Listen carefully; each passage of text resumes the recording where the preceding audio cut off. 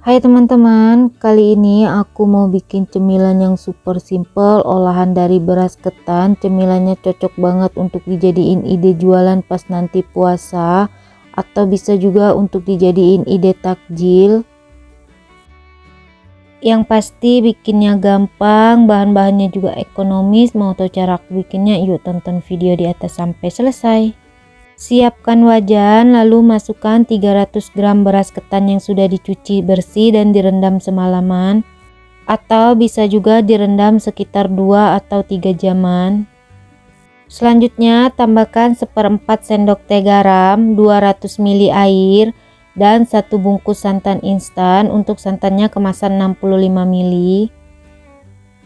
Tambahkan juga 1 lembar daun pandan yang sudah disimpul, lalu santannya kita masak sampai mengering atau sampai meresap.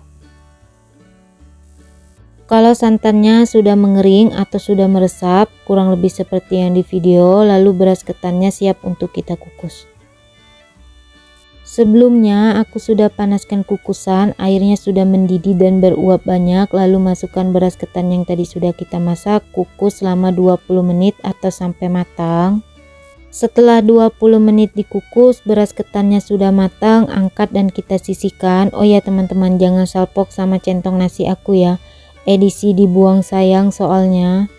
Selanjutnya siapkan wajan, masukkan 2 sendok makan tepung maizena, 3 sendok makan gula pasir, dan 2 saset SKM putih. Untuk manis bisa disesuaikan dengan selera masing-masing. Kalau kalian mau pakai susu cair juga boleh. Selanjutnya tambahkan 1/4 sendok teh garam dan masukkan 400 ml air. Lanjut aduk sampai semuanya tercampur rata, kondisi api kompornya belum nyala. Setelah semuanya tercampur rata, nyalakan api kompornya, lalu pelannya ini kita masak menggunakan api sedang cenderung kecil sampai matang atau sampai mengental. Kalau pelannya sudah mengental atau sudah mendidih kurang lebih seperti yang di video, pelannya sudah matang, matikan api kompornya lalu kita sisihkan sebentar. Selanjutnya ambil secukupnya beras ketan, masukkan ke dalam cup atau bisa ke dalam tembok.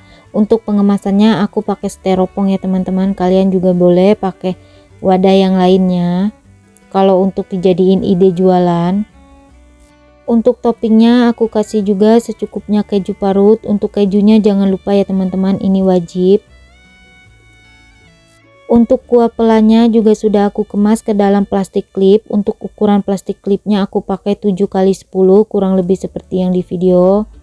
Dan biar lebih cantik aku tambahkan juga potongan daun pandan. Dan ini dia tansukenya sudah jadi. Gimana teman-teman, gampang kan bikinnya? Ketan susu kejunya cocok banget untuk dijadiin ide jualan nanti pas Ramadan, untuk rasanya beneran enak.